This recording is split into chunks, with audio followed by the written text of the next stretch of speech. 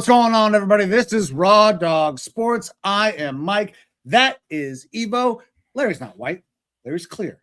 We have a banger show for you today. We are going to recap the fucking wild divisional round, and we're going to talk a bunch of football. We got college football coming to a close. We got hirings. We got more firings.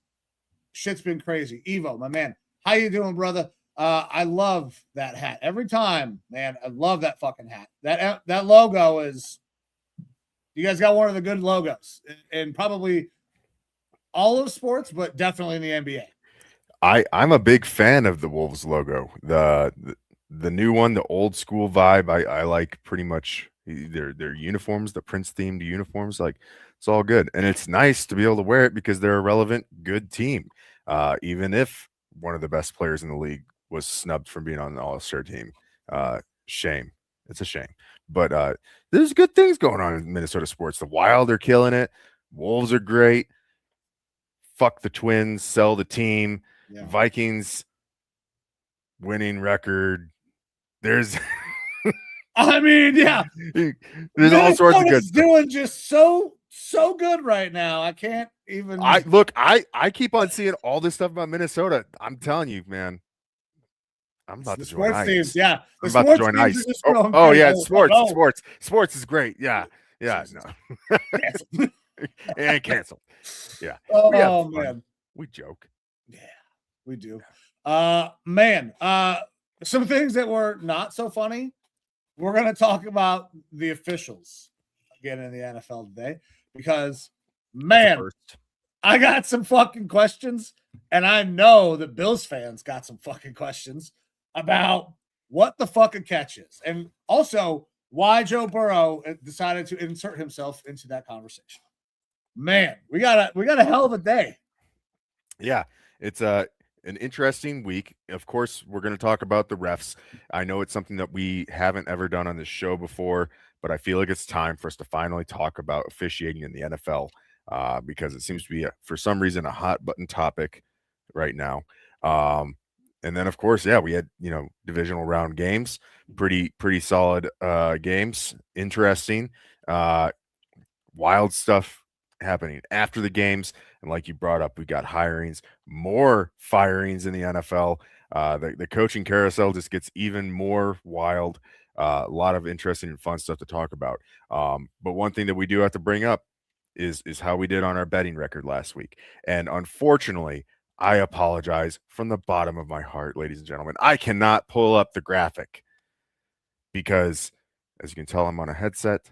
The camera might not look too different, but as per usual, tech issues. My computer is not working. I am on the sexy laptop that we're going to be bringing content to you from while Mike and I are down in Mobile, Alabama at the Senior Bowl here very shortly. Super excited about that. But I don't have that document on here, so we have to verbally recap for you. I, unfortunately, am tethered to this computer with the headset, and I have no pants on, so I can't get up and dance like Mike did last week. I did go 4-0 on my picks. Mike, 2-2 on the week. That brings us in the playoffs, both to an 8-2 prediction record. Obviously hitting pretty good. It's easier when you have a smaller slate and you feel like you really know these teams. A lot plays into these games as well. Not just the talent on the team, but we're talking about playoff atmosphere in those stadiums. A lot of the favorites won this week. I believe all the favorites won this week. And yeah, it was a fun weekend, a good week for betting. If you followed me, we did it, people. All right. So that was awesome. But a lot of interesting stuff to talk about with those games. But before we get into that, we did have a pretty important game last night. We did. Crazy game. The national championship game taking place down there in Miami. And it was kind of a stinker to start. A lot of defense. Indiana, we know, has seen, they've been fantastic all year, and that defense has been spectacular throughout the college football playoff. Miami, big ass boys on both lines, and it was kind of a just a slugfest early on. Not a ton of offense really throughout. Fernando Mendoza does enough and makes one of the most probably iconic plays that has ever happened in national championship history. But it's not simply just because the play is really good. It's because of who he is. It's because of who he's doing it for and the stage that it's happening on. Fernando Mendoza leading the fucking Indiana Hoosiers to the national championship over one of the blue bloods of old, Miami. It is one of the greatest stories that has ever happened in college football, in all of sports. True underdog, crazy type shit. And the image will live on forever. I mean, to break the tackle and then to sell out, diving into the end zone, put your team up by 2 scores. I mean, listen, I have said some maybe not so nice things about Fernando Mendoza. I think he's a pretty damn good quarterback. He's a wicked big fucking nerd though, but maybe that's going to work out for him. This right here, I will never question that man's heart and his fucking desire, because this right here, you're getting blasted. Yeah, he said it in the post-game interview. He's willing to take back shots, front shots, whatever for his team. It's a beautiful thing when a guy is willing to come out and say how he's willing to lay it all on the line for the brothers around him, whether it's taking it from the front or the back. I love it. He's such an awkward character. He might, as a quarterback, might not be Kirk Cousins 2.0, but as a person, he's got a little bit of Cousins in him. And look, congratulations to the Raiders. I think it's without a doubt Fernando Mendoza is going to be your pick. And the jersey sales for Mendoza to the Raiders is going to just be bountiful for that team. Just a hell of a consequence. Amazing. And look, he's a true gamer. And like you said, with this team, Indiana is not known for being this good. Kurt Cinetti has done amazing things everywhere that he's been, including the fantastic looks at the TV screen, knowing where the camera is at all times. Love it. But to not have a single 5-star recruit on that team, to be platooning out just a shitload of 3 stars and not look like, oh, maybe like they just had a special season to get here, but they don't really belong. They looked like they belonged. They absolutely looked like they belonged in every single one of these playoff games and in this championship game. So congratulations to the Hoosiers. A great season for them. A fun road to follow.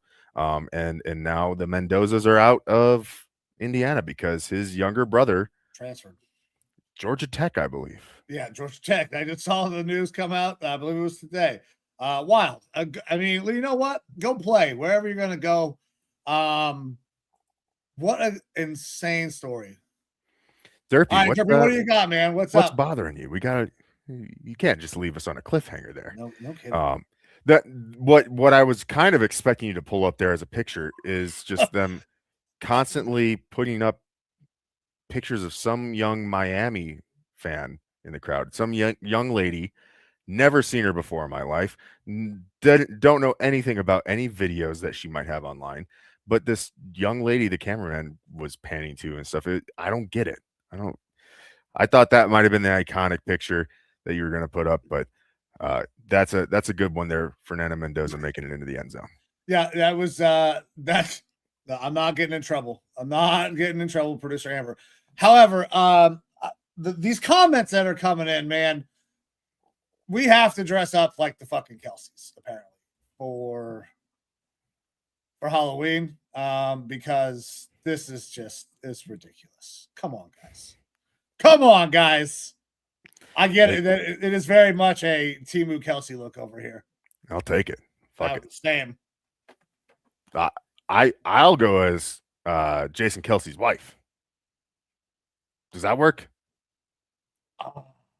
No, I'm not gonna get in trouble with my wife today on account of you. All right. Well, you don't want to kiss me? You don't want to kiss me? Oh, all right, man. Let's Jesus get off Christ. of that. We got Derby coming back in here. Indiana winning. Does it mean Lee Corso will die? I'm concerned. He will die. Everyone dies, unfortunately.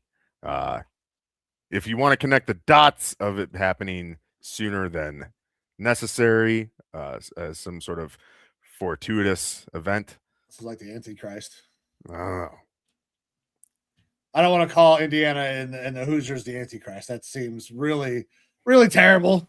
Considering how nice of people they seem they probably are. The Mendozas have got to be the sweetest people on the planet. Like their son is like overly nice. He's so creepy. He's that nice, but he's gonna do great out in Vegas. That environment's not gonna be weird for him at all. No. Yeah, he can definitely stay off the strip and just stick to the practice fields and I don't know, live a little bit further out of town, maybe. One of the nicer parts of town. Because look, Vegas is a lot of fun. You can get yourself into a lot of trouble as well, though. Which, speaking of trouble, thank God my guy Jordan Addison got off. He got her fucking arrested again, and apparently everything has been dropped in a casino in Florida at 3 a.m, and they said that he wouldn't leave or something, but charges were dropped, and now he's filing charges for wrongful, arrest and stuff like that. Either way, damn, kind of pisses me off because even if you didn't do anything wrong, like you're tanking your trade value because I don't know that we're going to be able to keep you. Or on the other hand, maybe it's making you cheaper for us to retain. I don't know. But I'm glad that's over with. Hopefully Jordan Addison sagas can end there. But yeah, look, we did have some hirings and some firings since we've last been here with you. Speaking of the Raiders, no hiring yet, but it'll be really interesting to see which head coach ends up going in there. Brian Flores has not had an interview with them, even though I've been banging the table that that's probably the best spot for him to go, and I'm okay with that. What I'm not okay with is the multiple head coach interviews now that he's had with both the Steelers and the Ravens. It's got me scared. Hopefully that lawsuit scares teams away. That's all I know. Yeah. I would like to keep him out of the North, just in general. No Baltimore, no. Yeah, it's got to be worrisome. No.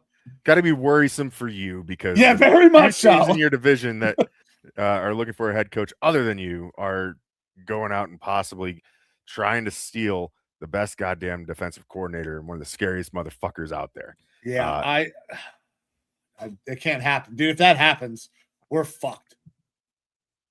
Man, like, because we gotta listen. Udinski has his second interview coming up on Friday. There's second interviews going on this week. I believe he's the last guy that we have scheduled for a second interview, and I hope they just offer him the fucking job right there on the spot after he's done. Yeah, look, we have spoke about Udinski a couple times. I think that he would be a good hire. Personally, yeah, for the Browns, I'd rather like from a Browns fans perspective, I think I'd rather have someone who's got a little bit more tenure, but still, like you're looking at your shot at the potential next Sean McVay. The guy's like 30 years old, and apparently is brilliant. So if you want to build some offense, he's definitely one of those guys that would be a hot name, hot commodity. See, I'm not sure that guys now are going to care too much about how long a guy's been in the league. Because if you come in and you are good at your fucking job, like dudes gravitated to McVay. It only took like a year and motherfuckers were bought in. So if Grant is that type of dude, I don't know that I have a similar type worry about the culture, making sure that there's a guy who's been, in a head coaching role before or in a high leadership role before. So, but I understand what you're getting at. Mm-hmm. My man, should we break down a couple of these games and then talk a couple more coaches so we're not just front loading everything at once? Yeah, absolutely. So starting off with our Saturday games, we've got an interesting one, especially the results after the game. Bills and Broncos. Broncos end up getting the win 33-30. In the game, we have an insane officiating snafu. And that's the way I would put it. I'm not Joe Burrow. Maybe I'm not as well versed in football as I should be, but we have just some pretty piss poor officiating. What really should have been, in my opinion, a catch down by contact, not an interception, which really thwarted the Bills, and at the end cost them the game. Yeah, I was in 100% agreement. I was like, and I wanted to make sure that I understood the rule, but if you are going to try to say you have to survive the ground, which maybe Brandon Cooks didn't do, then I don't know how you could have the inverse call in fucking Sunday night's game. So the officiating is wildly inconsistent. That's problem one. But also, I believe that they got the call wrong. And then you get Sean McD in the presser afterward basically saying, I don't understand how you don't go fucking look at that. Like, take a second, take the time, because he can't do anything about it. This is an overtime. There are no goddamn challenges. Somebody should be initiating a review. This is a turnover. Like, somebody take a fucking longer look at this thing and figure out if this is the right call or not. This fucking matters. So I understand why he's pissed. Also, it puts him in the hot seat, which, by the way, he gets fired the very next day. Like, and I agree that if there's a simultaneous catch, the tie goes to the receiver, and then but there wasn't. It to me, it clearly there was no simultaneous. Cooks caught the ball, was going down, and in the process of going down, when he hit the ground, the defender was ripping the ball out. But to me, there was a catch. Football moves down on the ground. It kind of brings into play, at what point now is a guy down? Yeah. Like, and when you slow these things down to milliseconds, you don't really understand the full concept of how long the guy had possession of the ball. Like, in action, catch, down, and then they get up and the other guys got the ball. It's going to create this weird conundrum in the league where, and realistically, players should already be fighting for the ball from whoever has it, but you're going to see some really weird aggressive play where, 9 times out of 10 it's not going to work, but you're going to get an officiating crew one day that's going to say, oh yeah, we're going to rule that an interception, and it's going to be close enough through replays that they're going to be able to not determine not exactly who had it, and they have to go with the ruling on the field. Yeah. But to me, as it slowed down, honestly, I felt like that was a catch, not an interception. And what makes it even kind of more heartbreaking is that the Broncos, they get the win, and I was upset for Bills fans, as is. Sad to see, Josh Allen not being able to hold it together at the podium. Deion Dawkins feeling it for his guy in the locker room. Yeah. Obviously a tough end to the year for the Bills. But then for the news to come out after the game, Bo Nix has a broken ankle and is out for the year, scheduled for surgery today on the broken ankle.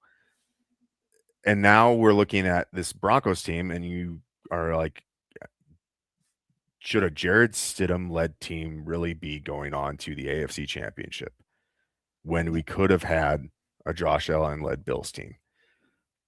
And you feel a little bit cheated. Obviously, Bills fans feel cheated. If people are believing that there's scripts out there, the NFL script writers got thrown a loop from this broken ankle. It's a little bit of a bummer. Of course, it introduces the possibility that Stidham goes out there and is Frank Reich 2.0. Not the Third Reich, just the Second Reich. And somehow leads his team to a playoff win. Me personally, I don't know that I see it. Then again, Bo Nix has an award on this show for a reason. And any player can go out there and have a Bo Nix type of day. Bo Nix goes out there and has Bo Nix types of day, and they still win games because how good that Broncos defense is. But odds are that the Broncos just got a poison pill. Yeah, almost certainly, man. I when those Sunday games came around, I told Amber, like, whoever wins this game is going to the Super Bowl. They're beating the Jared Stidham led Broncos. Now, that defense is very good. Obviously, they were able to do a lot of things. They turned Josh over, twice through the air. But I mean, one of the huge factors, and we have lauded, Josh Allen for making these superhuman plays. He tried to do too much, man. A lot of this falls kind of on Josh. I understand why he's upset, feeling like he failed his team, let them down. That end of the half sequence might have been one of the worst in, playoff history for any quarterback, man. Like, that's tough. Look, this was a weekend of turnovers, but Josh Allen, 2 interceptions, 2 lost fumbles. It was a pretty rough outing for him. The Superman cape just wasn't flowing on this day. As soon as that ball came out of his hands, flying in the wrong fucking direction, I was like, "Oh Jesus, here, Christ!" That was like old Josh Allen shit happening, where he's trying to pitch it backwards. Except for this time, he was just carrying it like a loaf of fucking bread. Yeah. But congratulations to the Broncos. My wife pick of the week worked for me. Sorry to my wife. I don't think I'm going to be rolling with your team next week. For sure. Especially not at the line where it's at now. It would have to be Broncos plus almost double what it currently is, but that's for our next show. We won't get into that. And same with talking about what you brought up, Sean McDermott being fired. We'll talk about that here in a little bit because I'm sure that you got some thoughts. I absolutely have some thoughts on that. But with that, Denver advances to the AFC Championship game. And so congratulations to you guys. It kind of has become a moral victory at this point, and not a whole lot else. Yeah. We'll move on to the next game, which honestly, we don't have a lot to talk about in this game because it wasn't much of a game. Seahawks win 41-6 over the 49ers. It was an ass whooping from start to finish. 49ers could not do anything really. Injuries continue to happen and pile up. The story of the power station is never going to go away at this point. It is a very real thing. The injuries are absolutely insane. And the 49ers are a good team. They have been a good team. They're very well coached. You can't win when your entire team blows out all of their soft tissues.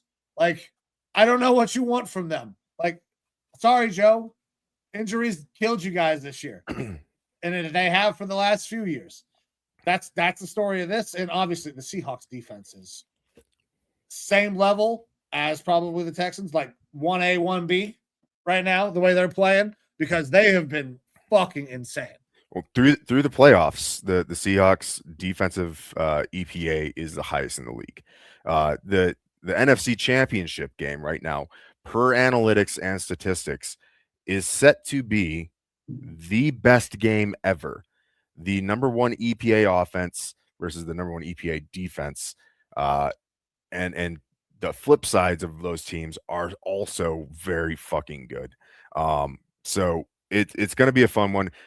Big time win by Seattle there, very dominant, and the fashion of which they're able to do it is pretty spectacular. There's a couple things that I want to bring up with this Seattle team. One, if you look at Sam Darnold, he was 12 of 17, 7.3 yard average, 124 yards, and 1 touchdown.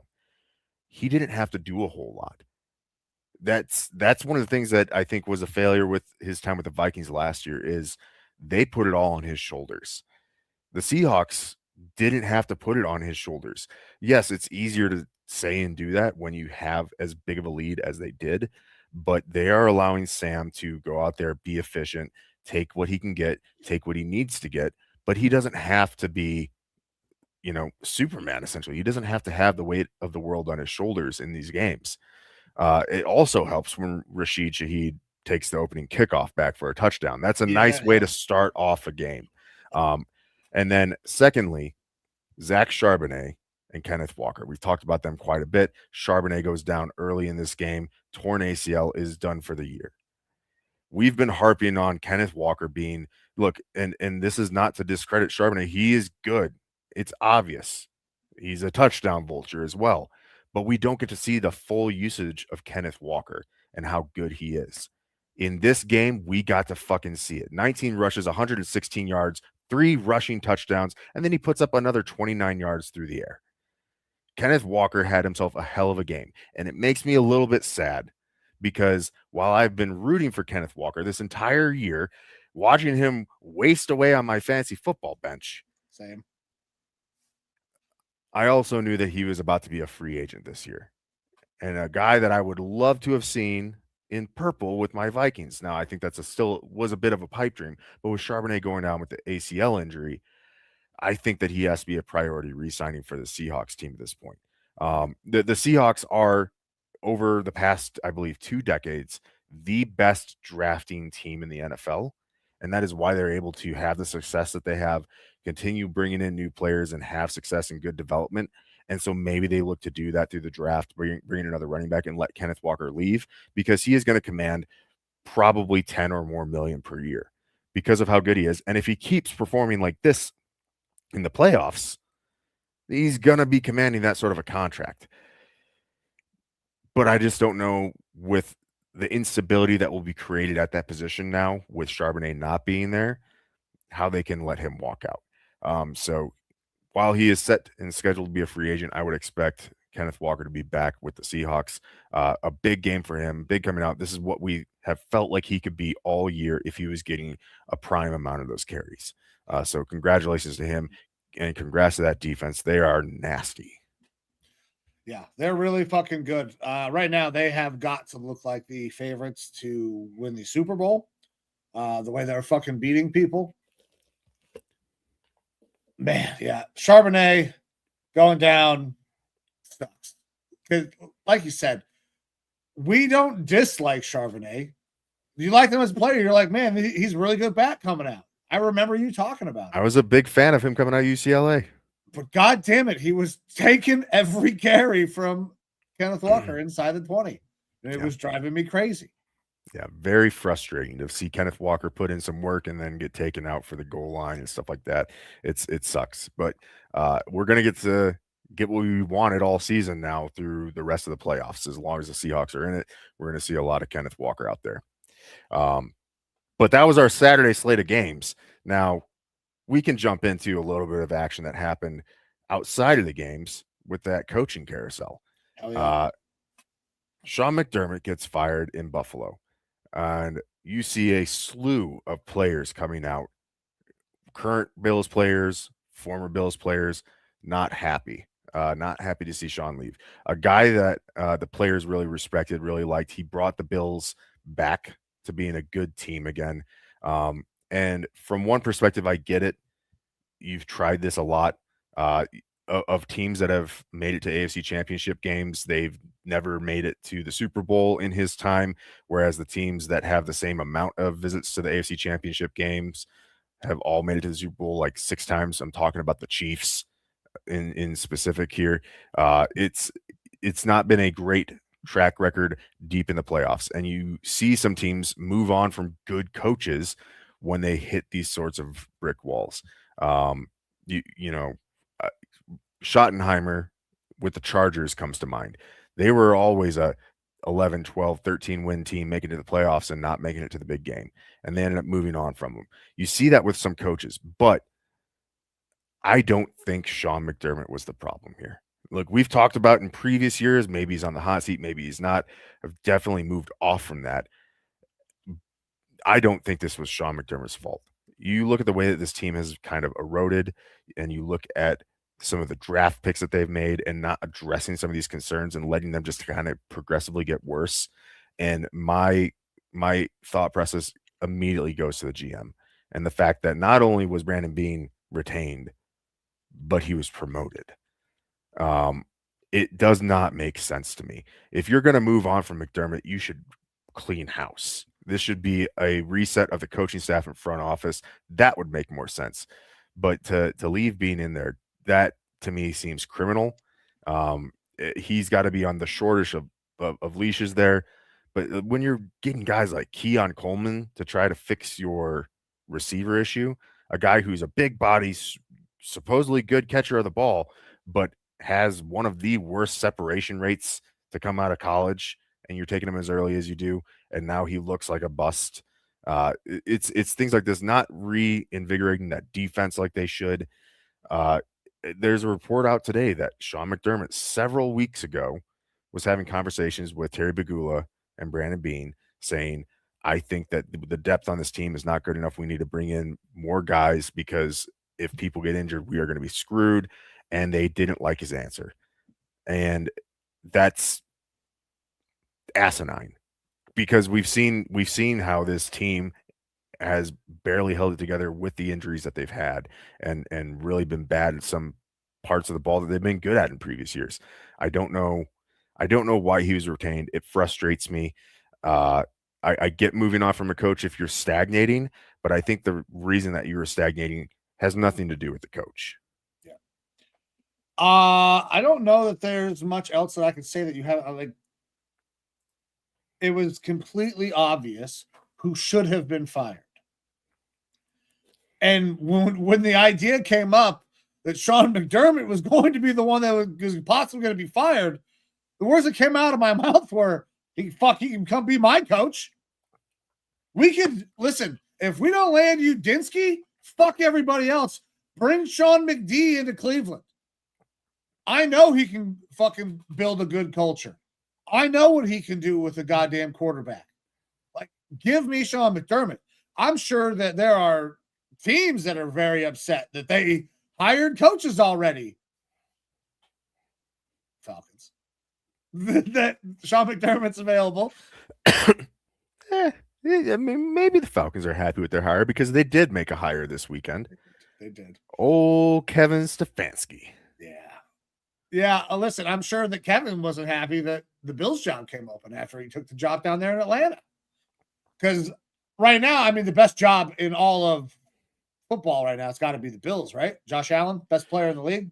Yeah, I mean, Harbaugh signing with the Giants makes a ton of sense. I think he probably second guesses it if that Bills job was also available. You're talking about coaching Josh Allen. You go from Lamar Jackson to Josh Allen. Yeah, I think that would be a great fucking way to coach. And a roster that has a lot of good players on it. And if a Harbaugh goes in there, I don't care if Brandon Bean's promoted or not. Harbaugh, one of the sticking points was that when he went to the Giants, he wanted to report directly to the Maras. That's what held up the contract signing for a little bit, and he got what he wanted, which has to be making Joel Shane shiver in his fucking boots. Because next year, if Harbaugh doesn't like what happens, that's the first person he's going to point to and say, I want a new GM. I want my guy, whoever that ends up being. And so that's early bold prediction. I think Joel Shane's fucking done next year. But if Harbaugh is looking at Buffalo and New York, I think that's way closer to a toss-up of where he would be willing to go. So yeah, there's probably some coaches kicking themselves, but with that, we do have Stefanski going down to Atlanta and signing on there. Evo, real quick before we get into that, I want to make sure we shout out the people that are hopping in here.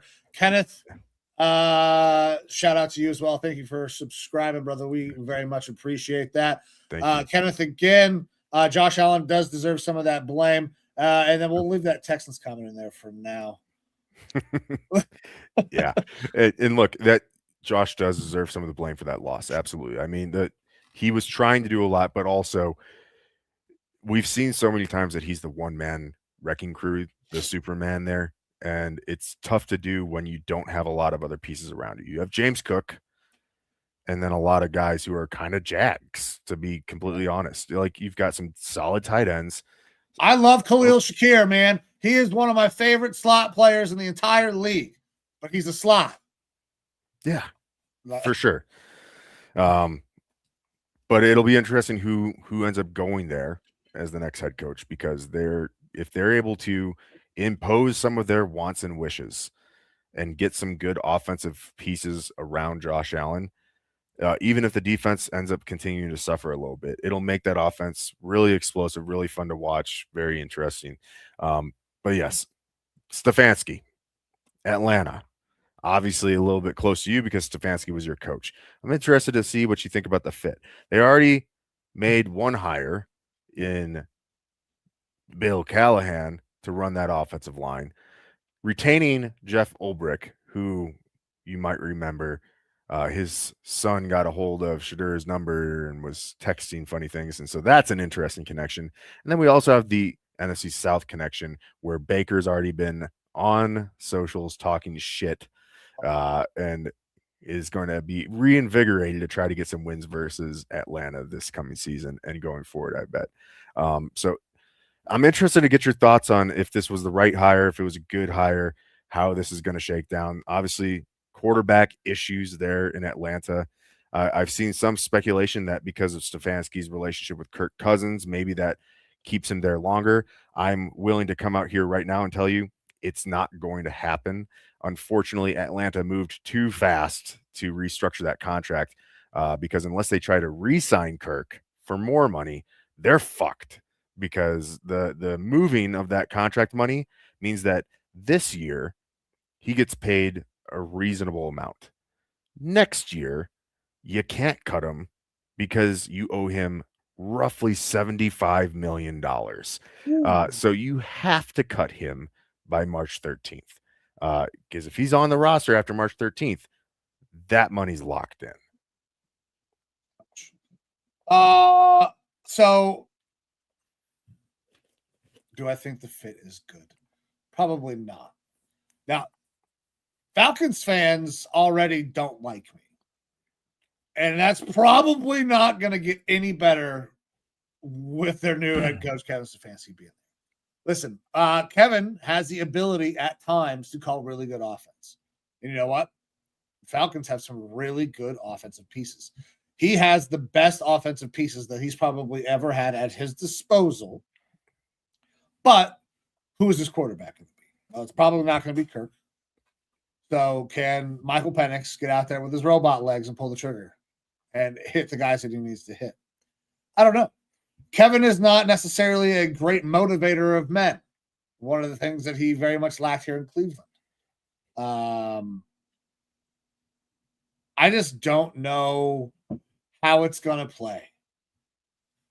Arthur Blank it kind of feels like very much like he's a nice guy, but kind of seems like he's very much in your face when you coach for him. Like he expects you to be a certain way all the time. Because I mean, that man is always fucking dressed in the most badass looking suits, by the way. Arthur Blank's got some fucking style. I don't think that it's going to work long term. Kevin Stefanski is kind of notorious, and you're also a little bit familiar with this, of kind of coaching the aggressiveness out of people and out of teams. Wide receivers kind of take a dip in production when Kevin Stefanski comes around. So I don't know that, we saw a lot of progress out of Drake London. We saw a lot of progress out of Kyle Pitts. Will we continue to see that similar progress with Kevin Stefanski when he hasn't really shown that he can regress wide receiver talent? I mean, I don't feel good about this hire. And it's not because I hate Kevin Stefanski. I don't know that offensive system is going to be conducive to all the weapons that they have. They're explosive. They need to be explosive. And Kevin's kind of vanilla fucking pudding. There's been some speculation as well that he's bringing his offensive coordinator, Tommy Rees, from Cleveland down with him as well. Yeah. Which, if it wasn't really working there, you got better pieces there in Atlanta, which, by the way, is Michael Penix going to be the first quarterback we see to go out there with 2 offensive lineman style knee braces on? That would be fucking dope. Probably. That would not surprise me at all. That would I be told you, he's on his way to robot legs, bro. That would be insane. Just looking like Forrest Gump out there. But it is an interesting hire to me. It doesn't. If I'm an Atlanta fan, I'm not excited because there were a lot of exciting names out there in this coaching cycle. I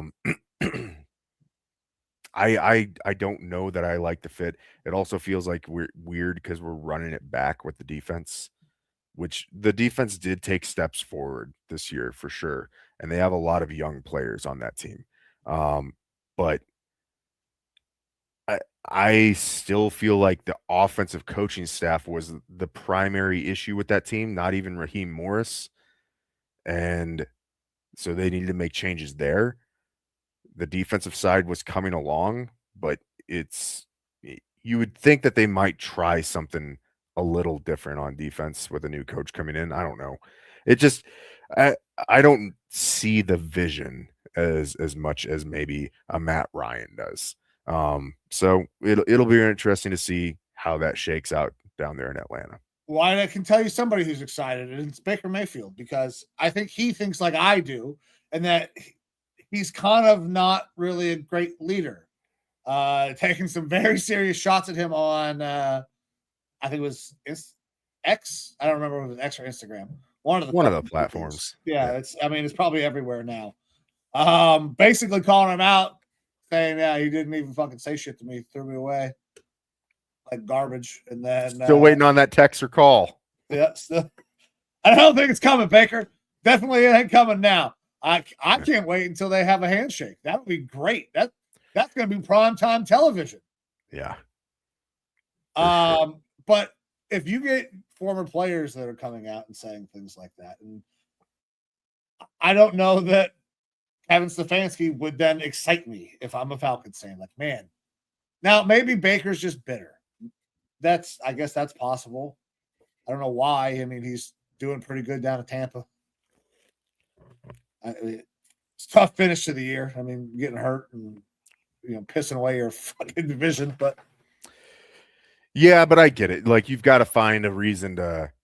You need to find a nemesis, an enemy, and stuff like that. A lot of times, Michael Jordan did it with everybody. You could fucking be like, "Hey, good job," and he'll be like, right. "He said it the wrong fucking way. It's on." And I get that. So let the dog out in Baker, and we'll Baker is that guy. It'll make it pretty interesting twice a year to watch those teams play.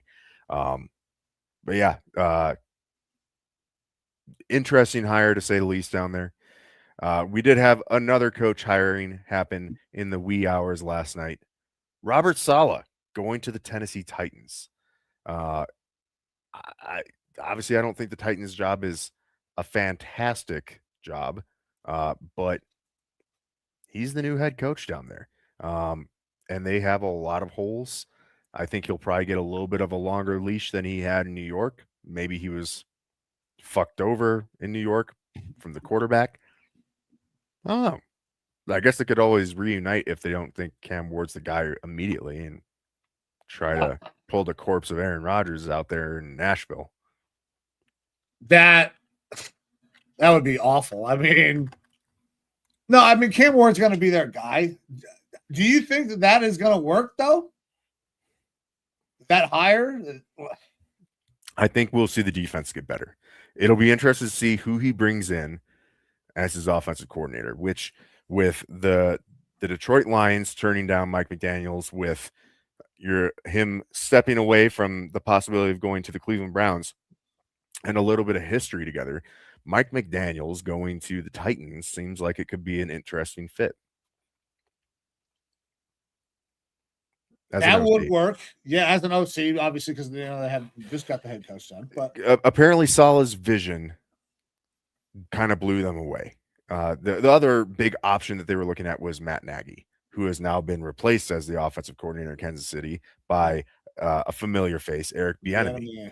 Yeah, Bieniemy getting hired. Back in town there. But it's interesting because Saleh will provide a boost to that defense. You obviously almost can't go wrong in the draft as long as you draft and bring in guys who are able to play for you, because that's probably going to be better than the product you got on the field. And you should see a little bit of a boost on the defense there. The offense is where it'll be a little bit more interesting for me to see what sort of staff Saul is able to bring in and provide a boost there to help grow and mentor Cam Ward. Yeah, I mean, there's a shitload of names out there, and there are guys that could move who are kind of being looked at for head coaching roles right now, who can move into offensive coordinator roles. Shieldhouse is one of those guys. He's a passing game coordinator. So getting a promotion to an OC, if he doesn't get a head coaching job, is definitely a possibility. I mean, because he's already being looked at as a potential head coach. So maybe he leaves McVay's tree, goes somewhere else. I don't know. There's just so many fucking guys. There's so many names, and they keep popping up. This hiring cycle is absurd. Like, and we have seen basically every national show talk about how insane it is, but 10 coaches in a league with only 32 jobs. It's a fucking third of the league is looking for a new head coach. And some of these guys, actually, a lot of these fucking guys that people want to hire now have been really good head coaches, like the Sean McDermott's, the fucking Harbaughs. It's insane. So not all of these teams are going to be able to hire these really good coaches that are going to last for forever. Some of these guys are going to get jobs. Some of these guys are going to go back rather than take a job where they know there's no shot of having any kind of success anytime soon. To me, that screams, Miami and Arizona right now because of the quarterback situations. Like, they feel like they're going to hire guys who are placeholders until they can get things right and then go out and hire. Kind of feels like a Gannon situation again, right? That's the thing with Arizona in particular. I thought Gannon was the guy who was just a placeholder until we have a better option come along. But when you're as bad of a team and in as bad of a situation as you are, unfortunately, you're stuck asking the ugly girl to go to the prom with you, and I feel like that's where they're at again. But maybe they put out. I don't know. I'm not sure, but Cardinals fans, it's tough. It's tough.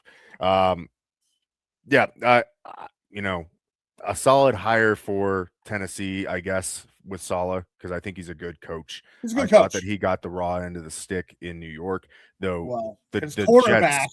The Jets are a place that will tear you the fuck up. I mean, Saleh went in there and had Zach Wilson and then transitioned to Aaron Rodgers. You got dealt the worst hand possible. That city's just known for eating people up anyways. So I think he'll have a much better run there with Tennessee. But I think the Titans also are trying to look at this being like, I mean, we let Vrabel go. We probably fucking screwed the pooch there. Let's bring in another hard-nosed defensive guy who's like going to bring some sort of moxie to us and try to reignite that. I like Saleh. I don't know that he's the same as Vrabel, but I expect it to be a good thing for the Titans. I can't say the same for Stefanski to the Falcons. It'll be interesting with the Falcons to see how it shakes out. But yeah, those are your big hires right now.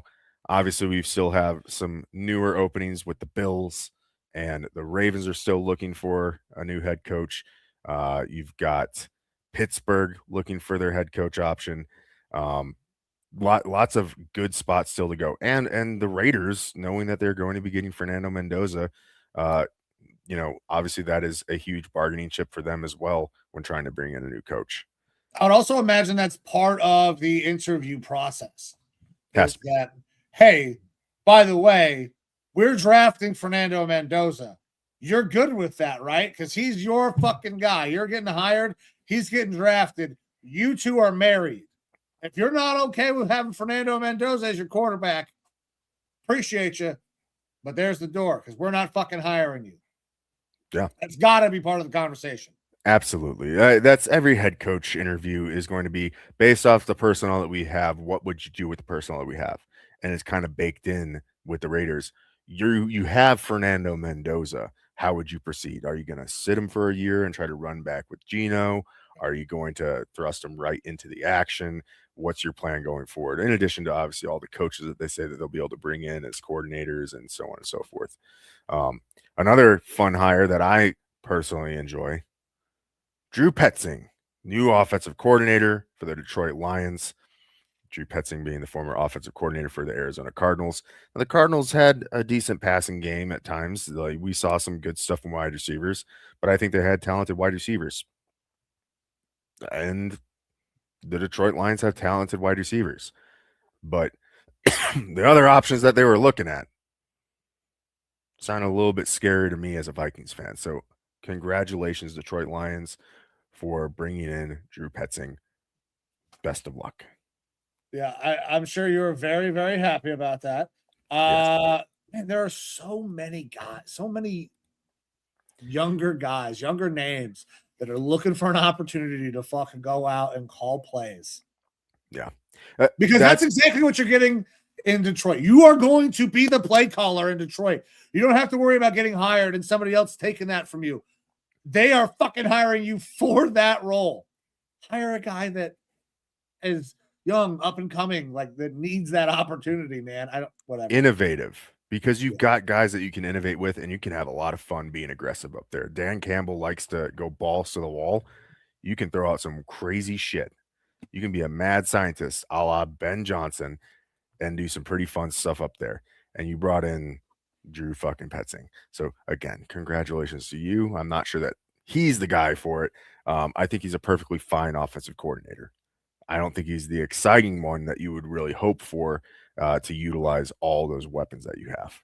So, and that's one of the things that is this coaching cycle is so interesting, not just because there are so many head coach position openings, but you have what feels like the best crop of options that I've seen in such a long time. There's so many guys out there that even if I don't think that they're great fits for the team, still feel like they are going to be good coaches or good options at head coach in the league. Of course, you have Harbaugh that was out there. Tomlin technically floating around. McDermott now. You have Brian Dable. You can bring him in as an offensive coordinator, who he sounds like the potential shoe in there for that Bills job. But you've got so many good options. Stefanski is considered a good option that even if you get a guy that isn't a great fit for your team, you still feel pretty good. Like, because this is just a good hiring cycle. A lot of big names. Flores is out there. You've got Shula and Kubiak, both the Kubiaks. There is another Kubiak out there, the offensive coordinator for the 49ers. Kubiak. Didn't know that. You've got so many really good options. Jesse Minter, like it is a ripe season to pick a new head coach. And it's making it a lot of fun. The shakeup is fun, but also we've been taught a lesson here. NFL is not for long. It doesn't matter how good of a coach you are, they are willing to move on. Yeah, and you brought us some great examples. Schottenheimer, obviously, is one of those that Chargers team was phenomenal every year. I mean, and that's if you drafted anybody from that Chargers team on your fantasy team, you had a shot to make it to the fucking championship. Those teams were always incredible. They never made it past. Well, they never made it past Peyton. There was a lot of Nate Kading fuck ups in the playoffs that I remember when I was younger. Yeah. Good kicker regular season, not so good in the playoffs. Nate Kading, unfortunate. All right, brother. Hey, let's get back into a couple of these recaps because we got two more. We got the Texans losing. We had a comment come in a little earlier about it as well to the Patriots. And I mean, 28-16. This game seems like it was close, but Jesus Christ, it wasn't even remotely close. It never felt like the Texans were really in this thing because CJ Stroud took them completely out of it.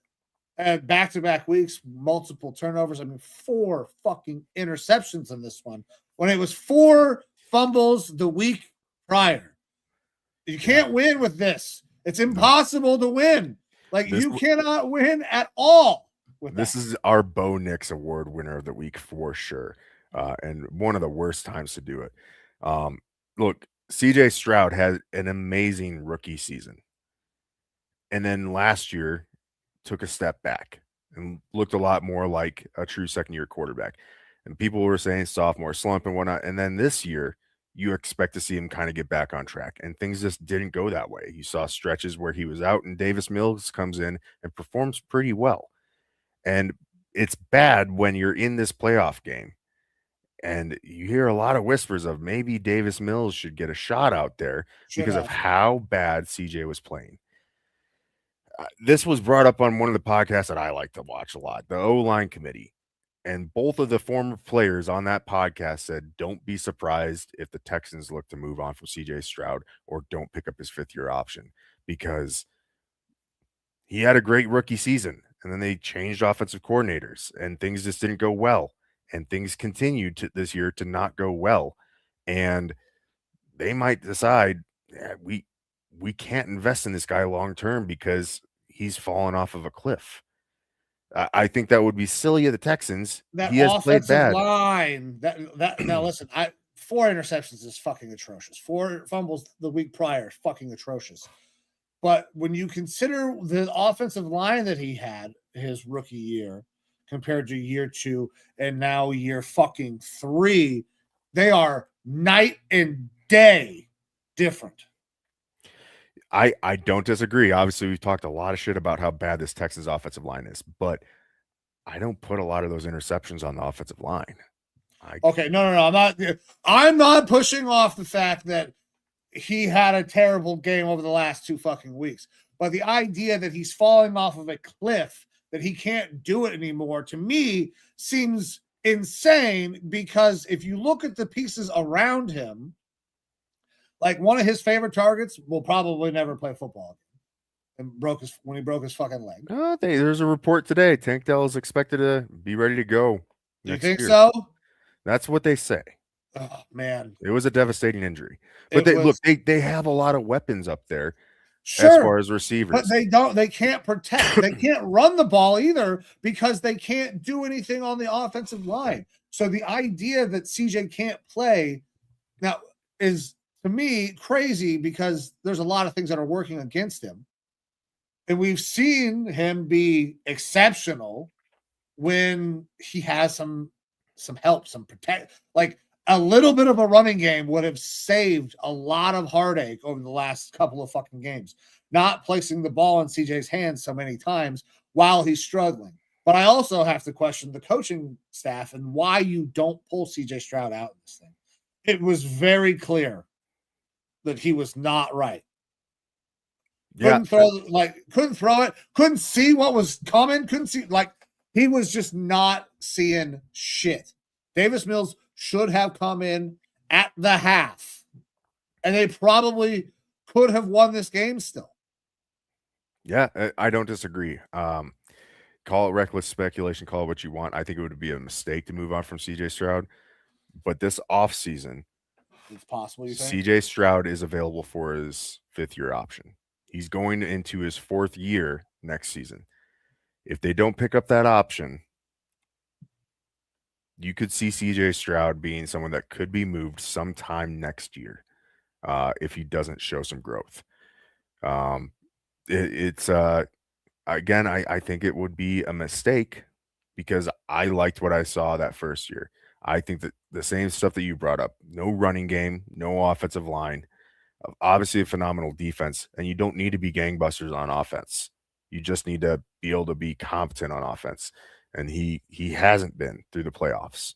And hasn't been for a good chunk of this year and last year.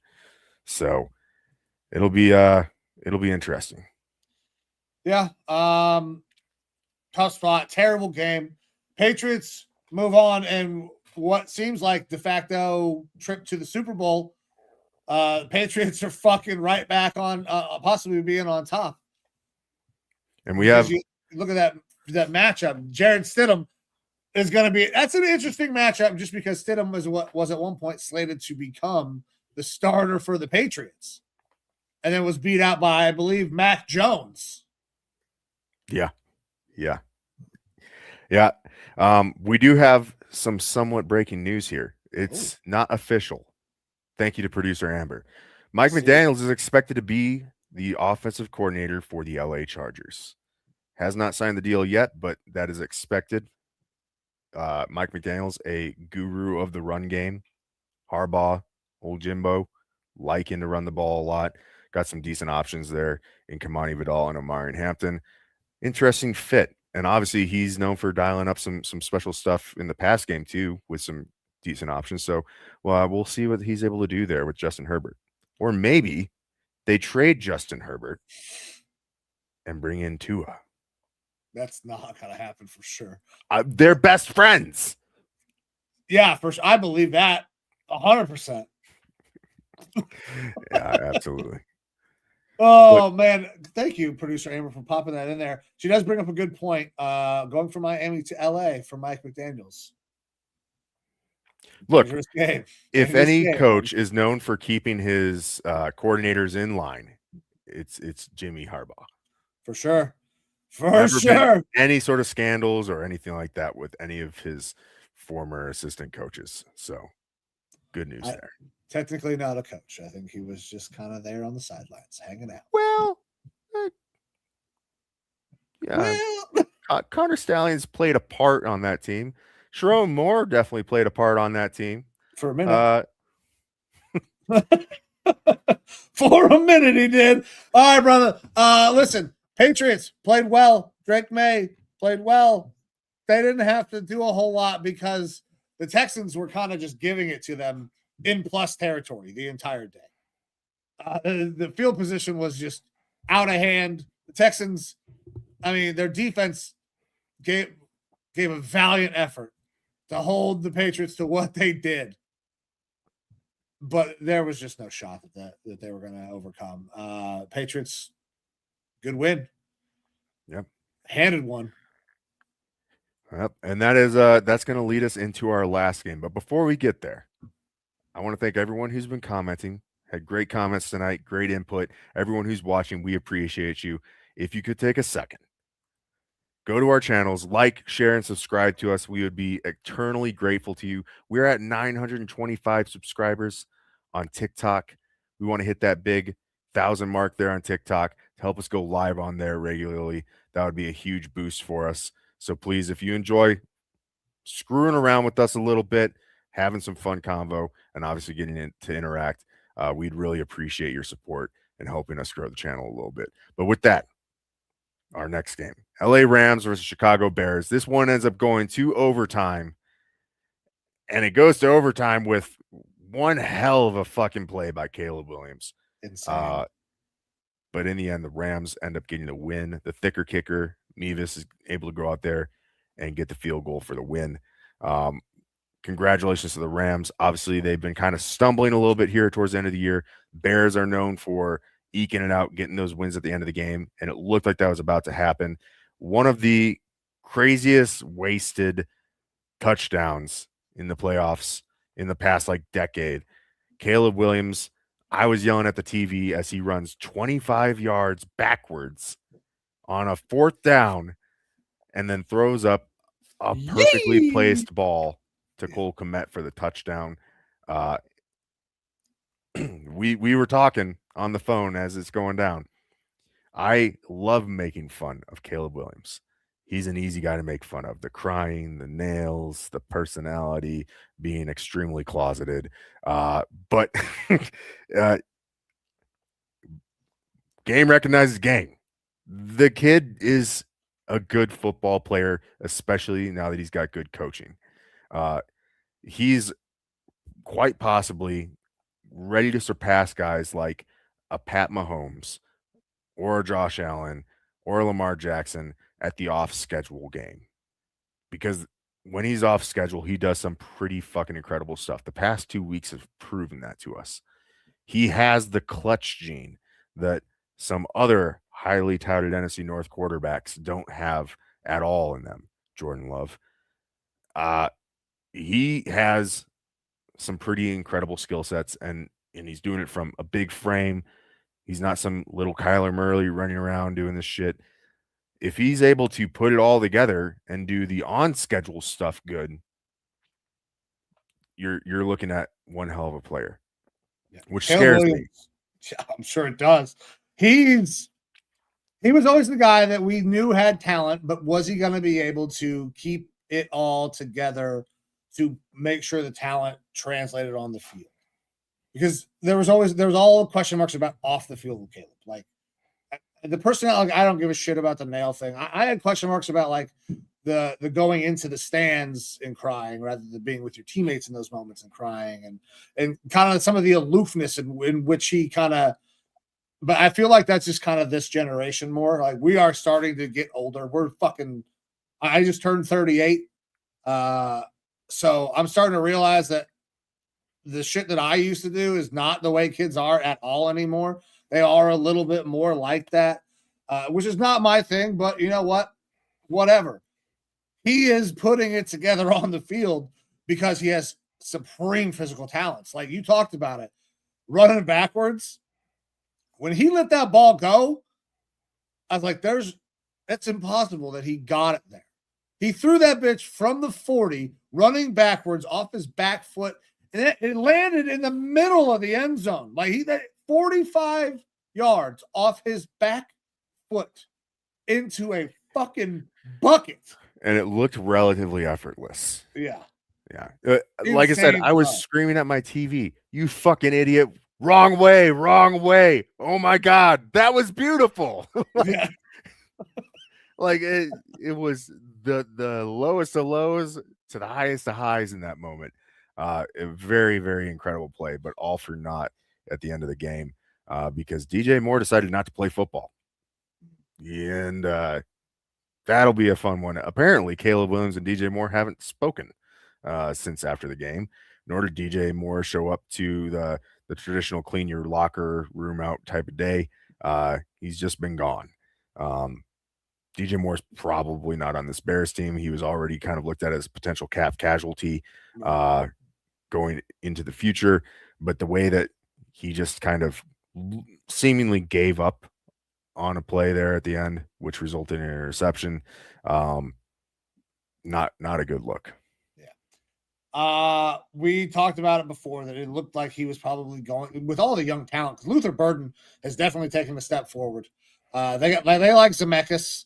Obviously you got the tight ends and Komet and Loveland. Like they have plenty of options. And Adunze, if he gets healthy and progresses, like it could be a big time weapon. So he's already on the trade block as it is. And then what else are you gonna fucking say? Like, how do you, in that moment, after all of the effort to get to that fucking point,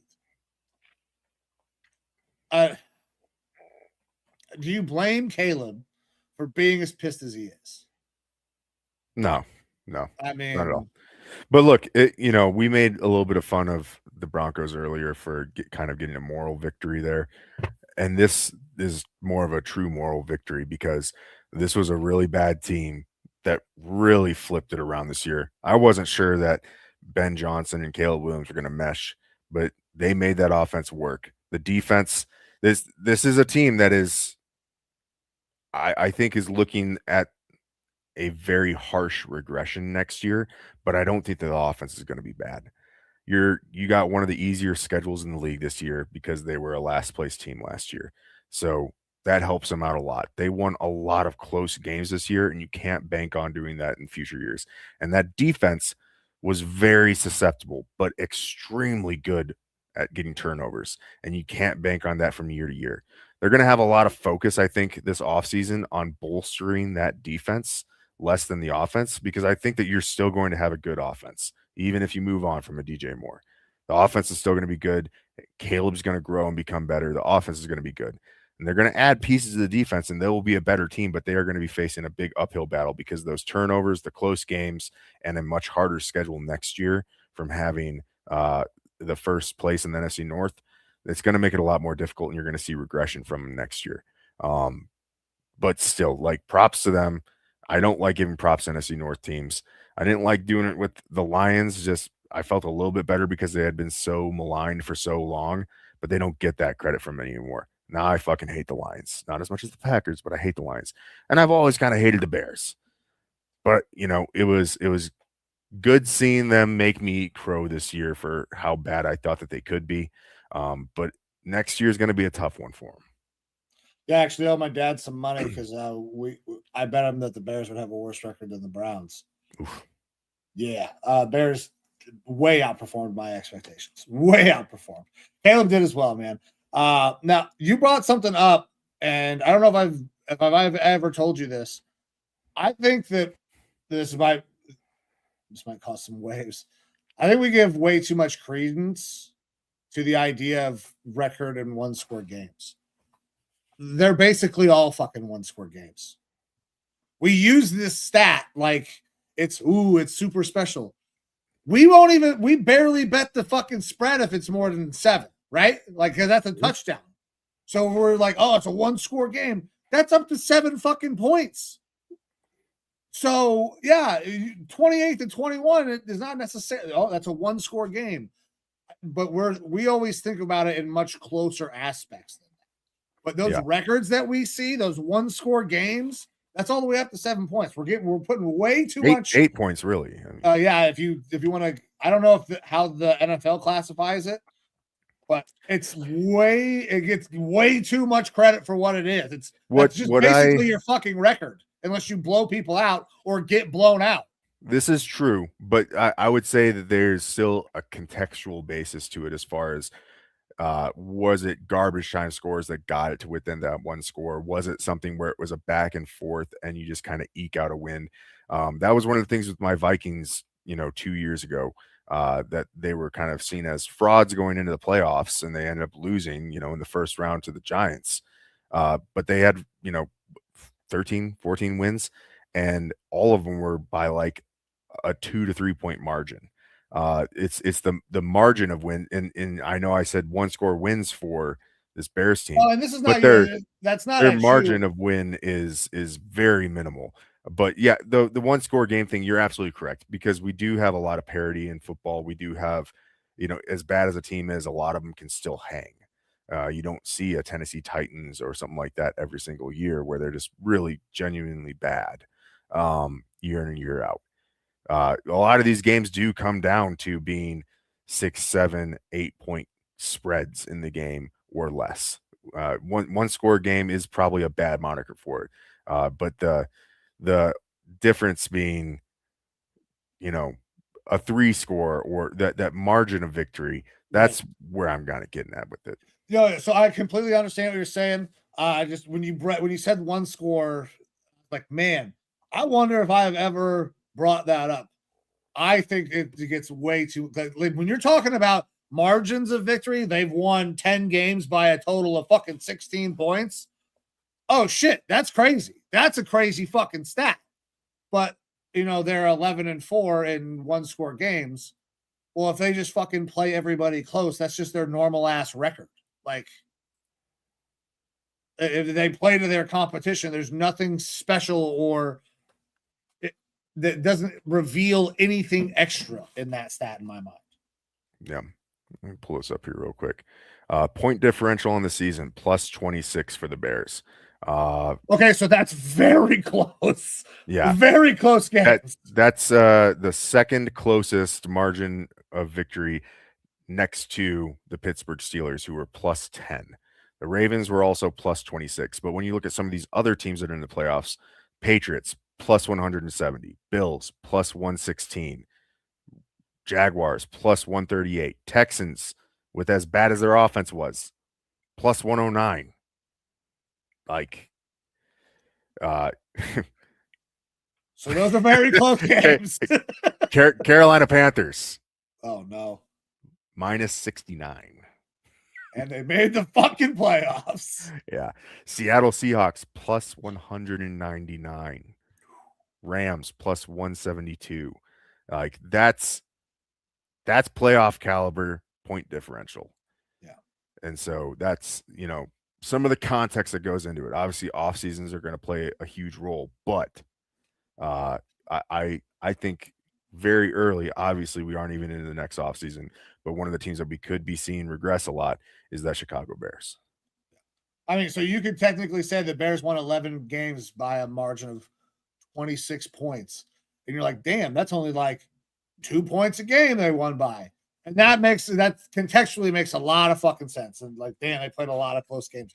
So they are one of those candidates that for sure you could flip those games and purely not even looking at that, purely just on turnover differential. I would say that huge turnover.